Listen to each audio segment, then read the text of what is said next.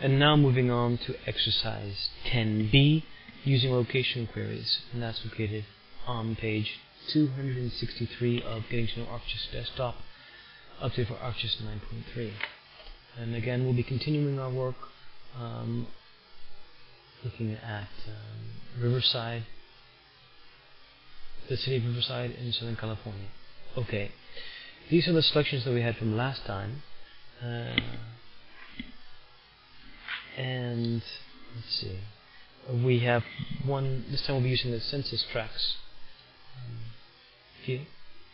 And census data is data that was collected by the government every 10 years, so in 1999 is this data. And it has data on the number of households in an area, the population, the average income, and the average in the area of each tract. So we want to do a selection here. We want to select by attributes. And we want an area, you've seen this before, we want to have at least 4,000 households and an average income of more than $65,000 a year. And this represents for a commercial, somebody who's opening a shop, and a lot of people, and they have enough money to buy whatever you're selling. Let's go ahead and click apply. And you see now 3 areas have been selected. It's difficult to see those 3 areas because the neighborhood selection is still showing. If you turn off select the neighborhood selection, you see these 3 areas that we have to look for now. Okay, but we're not finished. We'll turn back neighborhoods back on, and now we want to select by location. Let's go ahead and select by location.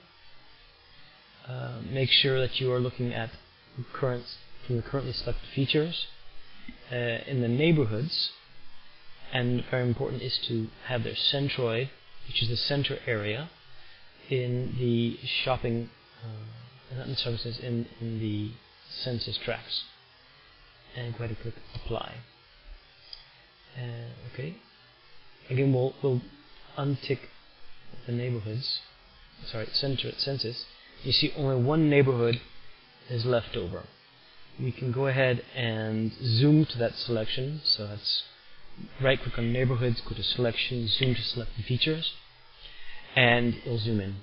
Okay. Now we want to go one level deeper. We've looked at the neighborhoods. Now I want to look at the individual zoning and building laws. So that means adding data. For you, that would go back to chapter 10, then data. For the Riverside City data, select CC buildings and CC zoning. These represent the layers of the buildings and the zoning laws around those buildings. Okay, we don't need the buildings right away, so we'll go ahead and click away the buildings and concentrate on the zoning. So, concentrating on the zoning, we'll open up the layer properties, and you've used this before for symbology and display, and now we will do a definition query and use a query builder. Here we will be selecting a zoning that is commercial, and click OK. Now you see there are only a few left over, and obviously for our purposes this is the most obvious. It's close to the highway, the shopping center is in the center, and it's in a wealthy, well-populated area. So we'll go ahead and zoom in even further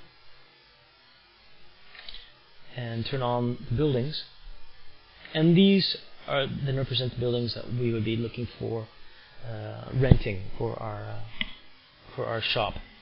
This is where the exercise ends, but if you want to then further look at these buildings to see what could possibly be for rent, go ahead and add these, for example.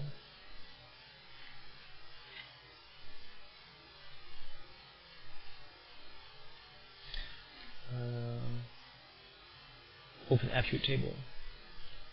And these would be the possible buildings that you could rent.